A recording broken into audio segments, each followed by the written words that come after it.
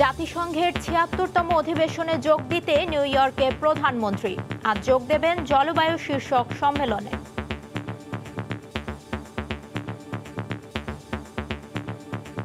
বিমানবন্দরে আওয়ামী লীগের উচ্ছ্বসিত নেতাকর্মীদের ভিড়। এখানে অসংখ্য মানুষ আনন্দ উল্লাসে ফেটে পড়েছে। হাজার হাজার নমোদিক সৈনিক আজকে তাকে অভ্যর্থনা জানানোর জন্য এখানে উপস্থিত হয়েছে। দেখছিলেন প্রধান শিরোনাম।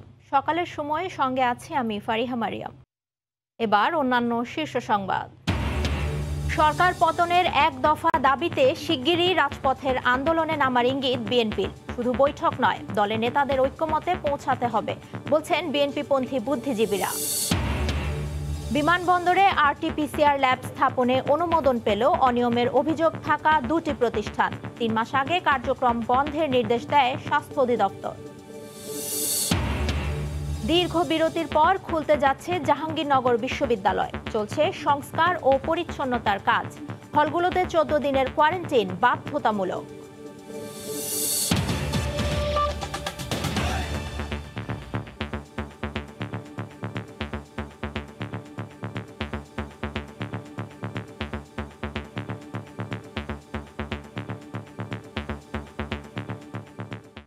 জাতিসংঘ সাধারণ পরিষদের ৭৬তম অধিবেশনে যোগ দিতে নিউ ইয়র্কে পৌঁছেছেন প্রধানমন্ত্রী শেখ হাসিনা। বিমানবন্দরে তাকে স্বাগত জানান বাংলাদেশের রাষ্ট্রদূত ও জাতিসংঘের স্থায়ী প্রতিনিধি। এ সময় আওয়ামী লীগ নেতাকর্মীদের আনন্দ উল্লাস ও স্লোগানে উৎসব মুখর পরিবেশের সৃষ্টি হয়। ঠিক ২ বছর পর নিউ ইয়র্কে প্রধানমন্ত্রী শেখ হাসিনা। স্থানীয় সময় রোববার সন্ধ্যার আগে আগে নিউ ইয়র্কের ম্যানহাটানে হোটেলে পৌঁছান শেখ হাসিনা। এর আগে ২০ বছর পর বাংলাদেশ বিমানের একটি বিশেষ ফ্লাইটে প্রধানমন্ত্রী Sheikh Hasina John F Kennedy আন্তর্জাতিক বিমানবন্দরে এসে পৌঁছালে তাকে স্বাগত জানান বাংলাদেশের রাষ্ট্রদূত ও জাতিসংঘের স্থায়ী প্রতিনিধি। এদিকে প্রধানমন্ত্রীকে স্বাগত জানাতে বিমানবন্দরে ভিড় করেন শত শত নেতাকর্মী। তাদের আনন্দ উল্লাস ও স্লোগানে উৎসব মুখর পরিবেশের সৃষ্টি হয়। যুক্তরাষ্ট্রের বিভিন্ন অঙ্গরাজ্য থেকে হাজার হাজার নমোদিক সৈনিক আজকে তাকে অভ্যর্থনা জানানোর জন্য এখানে উপস্থিত হয়েছে। বাংলাদেশের মানুষের যে এখানে ভালোবাসা রয়েছে তার প্রকাশ এয়ারপোর্টে দেখা যাচ্ছে। এখানে অসংখ্য মানুষ আনন্দ উল্লাসে ফেটে পড়েছে। সোমবার জাতিসংঘের ৭৬তম সাধারণ অধিবেশনের সাইড লাইনে জলবায়ু শীর্ষক একটি সম্মেলনে যোগ দেবেন প্রধানমন্ত্রী। সেখানে থাকবেন ব্রিটিশ প্রধানমন্ত্রী বরিস জনসন ও জাতিসংঘের মহাসচিব অ্যান্তনিও গুতেরেস। প্রধানমন্ত্রী শেখ হাসিনার আগমন উপলক্ষে নিউ ইয়র্কে এখন সাজ রব। দলীয় নেতাকর্মীদের মাঝে উৎসব আমেজ। সোমবার থেকে জাতিসংঘে প্রধানমন্ত্রী তার আনুষ্ঠানিক কর্মসূচি শুরু করবেন আর সাধারণ পরিষদে বাংলায় ভাষণ দেবেন ২৪ September. Hasanuzzaman Saki, Somoy Sangbad, John F Kennedy International Airport, New York. সরকার পতনের এক দফা দাবিতে শিগগিরই রাজপথের আন্দোলনে নামার ইঙ্গিত দিয়েছে বিএনপি। একই সঙ্গে সরকার বিরোধী প্ল্যাটফর্ম তৈরির জন্য বিভিন্ন শ্রেণী পেশার মানুষকে এক ছাতার নিচে আনার পরিকল্পনা করছে। তবে বিএনপিপন্থী বিশ্লেষকরা বলছেন, সিরিজ বৈঠক আলোচনার মধ্যে সীমাবদ্ধ না রেখে আন্দোলনে নামতে হবে বিএনপিকে। আহমেদ সালেহিনের রিপোর্ট।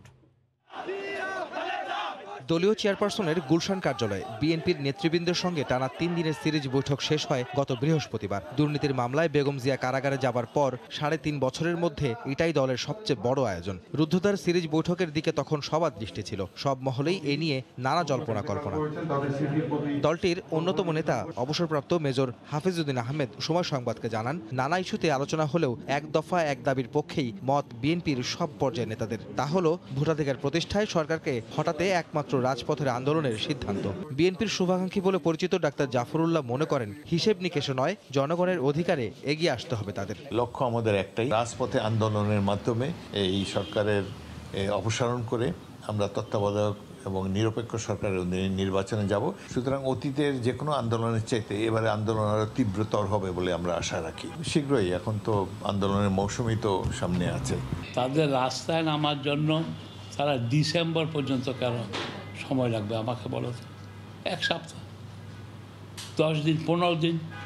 আর বাকি যাদের সাথে ওনারা যাদের সাথে আলাপ আলোচনা করতে চাইছেন এই জন্য 15 দিন তো যথেষ্ট।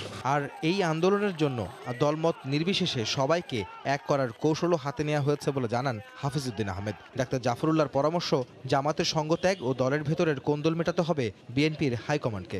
এই যে 3 দিনের মিটিং হলো, একটা সিদ্ধান্ত আসতে পারলেন না জামাতকে নিয়ে কি করবেন। জামাতকে নিয়ে একটা সিদ্ধান্ত হওয়া উচিত ছিল। আমরা অন্যান্য রাজনৈতিক দলের সাথে বসার চেষ্টা করব, তাদের সাথে যোগাযোগ করব এবং একটি বৃহৎ প্ল্যাটফর্ম, একটি বৃহৎ আমব্রেলার নিচে যতগুলো লাইক মাইন্ডেড দলকে সমাবেশ করানো যায় আমরা সেটি চেষ্টা করব। আগামী 21 থেকে 23 সেপ্টেম্বর পর্যন্ত দ্বিতীয় দফায় আবারও বিএনপি নেতৃবৃন্দ বৈঠকে বসবেন। আহমেদ সালেহীন, সময় সংবাদ, ঢাকা। বিমানবন্দরে আরটি-পিসিআর ল্যাব স্থাপনে অনুমোদন পেয়েছে বিতর্কিত প্রতিষ্ঠানগুলো। অনুমোদন পাওয়া অন্তত 2টি প্রতিষ্ঠানকে করোনা পরীক্ষায় অনিয়মের অভিযোগে খোদ স্বাস্থ্য অধিদপ্তরই মাত্র 3 মাস আগে কার্যক্রম বন্ধ রাখার আদেশ দেয়। এ ব্যাপারে অভিযুক্ত সিএসবিএফ হেলথ কেয়ার সেন্টার কথা বলতে রাজি হয়নি। তবে স্বাস্থ্য অধিদপ্তর ও অপর প্রতিষ্ঠান স্টেমস হেলথ কেয়ার বলছে যথাযথ সক্ষমতা যাচাইয়ের পরই আবারও করোনা পরীক্ষার অনুমতি ও আরটি-পিসিআর বসানোর অনুমতি পেয়েছে তারা। আতিকুর রহমান তমালের রিপোর্ট। দেশের অর্থনীতিতে সবচেয়ে বড় অবদান এই প্রবাসী শ্রমিকদের রেমিটেন্স যুদ্ধের কথা চিন্তা করে বিমানবন্দরগুলোতে আরটি-পিসিআর ল্যাব স্থাপনের সিদ্ধান্ত নেয় সরকার। সম্প্রতি শাহজালাল আন্তর্জাতিক বিমানবন্দরে ল্যাব স্থাপনের জন্য 7টি প্রতিষ্ঠানকে অনুমোদন দেওয়া হয়েছে। যদিও অনুমোদন পাওয়া 7টির মধ্যে 2টি প্রতিষ্ঠানের বিরুদ্ধে অতীতে করোনার ভুয়া সনদ দেওয়া সহ টাকার বিনিময়ে নমুনা পরীক্ষা ছাড়াই ফল দেওয়ার অভিযোগ ছিল। সেই অভিযোগে প্রতিষ্ঠান দুটির কার্যক্রম বন্ধের আদেশ দেয় খোদ স্বাস্থ্য অধিদপ্তর। গত জুন মাসে দেওয়া সেই আদেশের পর এখন তারাই কিভাবে ল্যাব স্থাপনের অনুমতি পেল সেটি জানতে অভিযুক্ত সিএসবিএফ হেলথ সেন্টারে যোগাযোগ করা হয়, কিন্তু তারা কথা বলতে রাজি নয়। এখন আমাদের ম্যানেজমেন্টের কেউ নাই।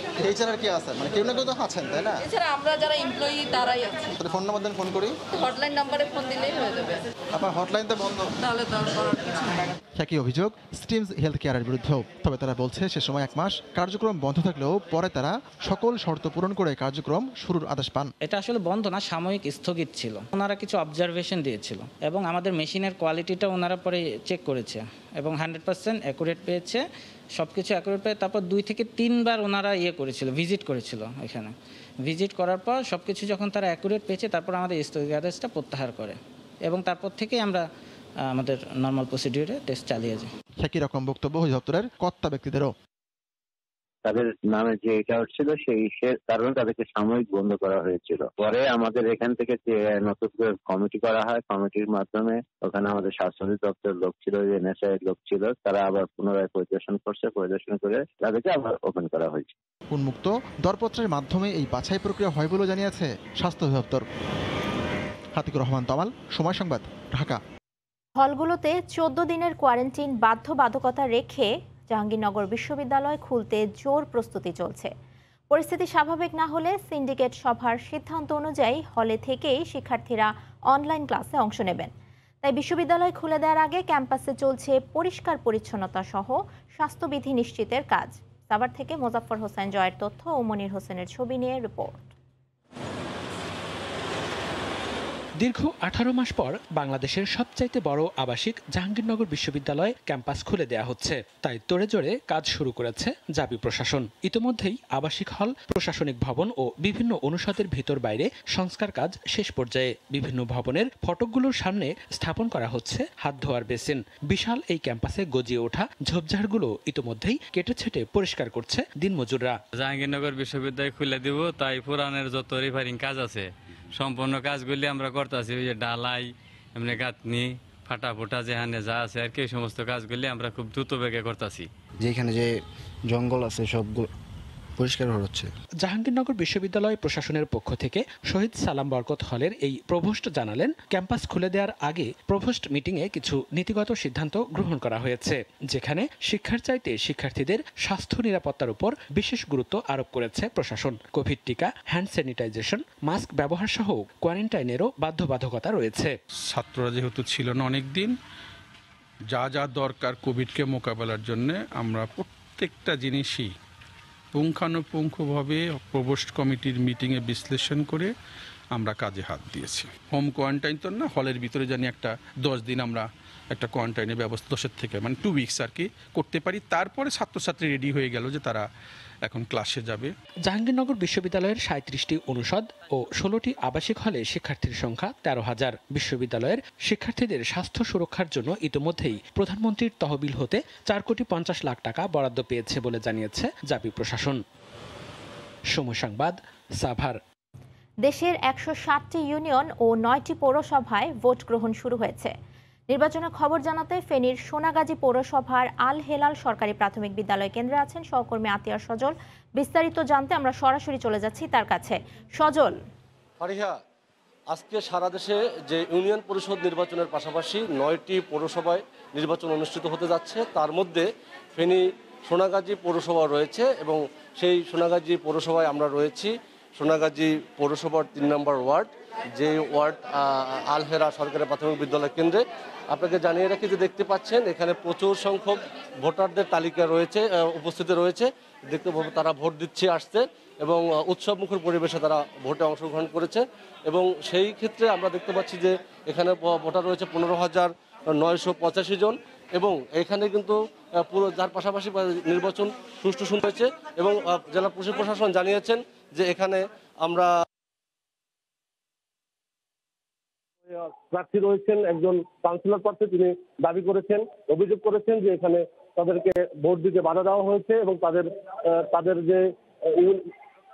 যে রয়েছে পোলিং এজেন্ট, তাদেরকে আসতে বাধা দেওয়া হয়েছিল বলে এখানকার যে একজন আমরা যে কেন্দ্রে রয়েছি সেই কেন্দ্রের এখানকার যে প্রার্থী রয়েছেন একজন কাউন্সিলর প্রার্থী, তিনি দাবি করেছেন, অভিযোগ করেছেন যে এখানে তাদেরকে ভোট দিতে বাধা দেওয়া হয়েছে এবং তাদেরকে আসতে বাধা দেওয়া হয়েছিল বলে এখানকার যে একজন প্রিজাইডিং অফিসার তারা জানিয়েছেন যে এখানে গণমাধ্যমের ক্ষেত্রে কিছুটা কড়াকড়ির অবস্থান তারা নিয়েছেন বা বিভিন্ন বিধিনিষেধ তারা দেখাচ্ছেন যাতে করে কেন্দ্রের বাইরে থেকে নেওয়ার ব্যাপারে বা ভিতরে ঢোকার ব্যাপারে অনেক বাধা নিষেধ তারা দিচ্ছেন। কিন্তু এখানকার যারা প্রার্থী রয়েছে জানিয়েছেন যে এখানে গণমাধ্যমের সেই কেন্দ্রে যাওয়ার পর তাকে লাঞ্ছিত করা হয়েছে, যেখানে ইসলামী শাসন কেন্দ্রের বাইরে থেকে নেওয়ার ব্যাপারে বা ভিতরে ঢোকার ব্যাপারে যারা প্রার্থী রয়েছেন তারা দাবি জানিয়েছেন প্রচুর সংখ্যক বহিরাগতরা ভোটারদেরকে আসতে বাধা দিচ্ছে বলে বারবার আমাদের কাছে সকালে অভিযোগ করেছেন।